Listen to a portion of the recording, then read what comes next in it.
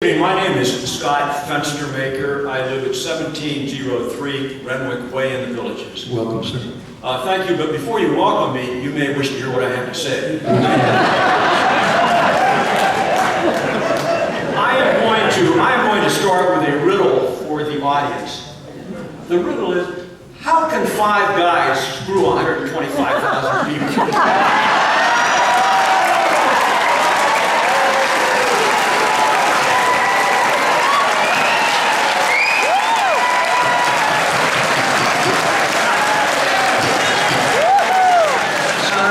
Address the Board of County Commissioners. I'm sorry. You're not talking to the audience now. You're talking to us. Okay, fine, sir? Fine.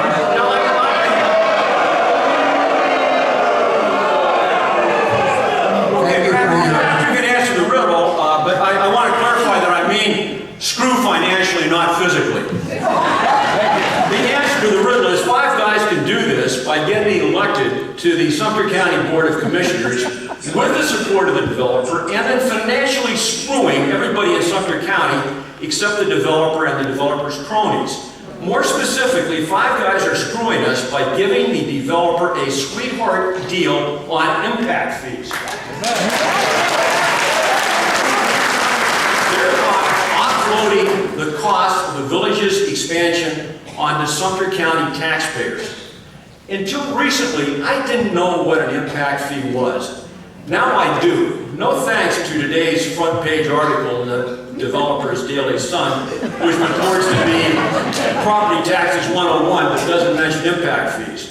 But according to your website, since I should address you, quote, an impact fee is a one-time charge applied to new construction.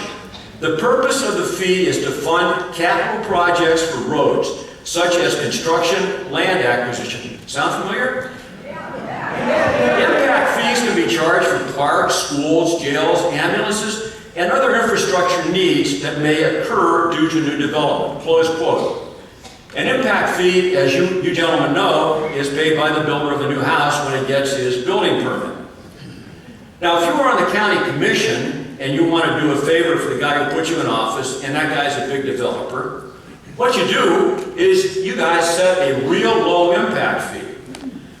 To put what is going on here in perspective, let's look at Collier County. In Collier County, as you may or may not know, where the developer doesn't have the county commissioners in his pocket, the builder of a house in a retirement community pays an impact fee of about $20,000 per house. $20,000 per house. In Sumter County, you gentlemen well know, the developer pays an impact fee of $901 per house. I repeat, $901 or about $19,000 per house less than he would pay if he built in Collier County.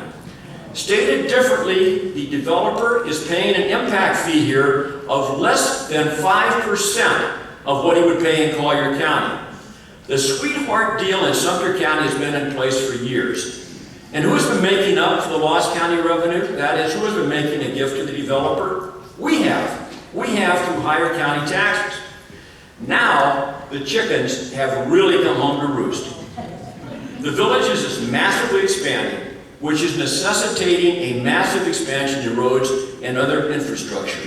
60,000 new homes times $19,000 per home. That is the difference between the Sumter County and Collier County impact fee rates, means that the developer will be paying impact fees of $1,140,000,000 less than he would pay in Collier County. $1,140,000,000 less.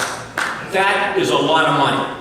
But rather than you guys increasing the developer's low impact fees to cover the cost of the infrastructure expansion, the county commissioners are increasing our taxes by 25%. What's wrong with this?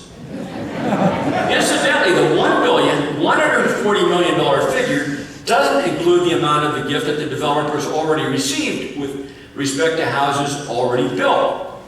The developer is certainly getting a good return on his campaign contributions.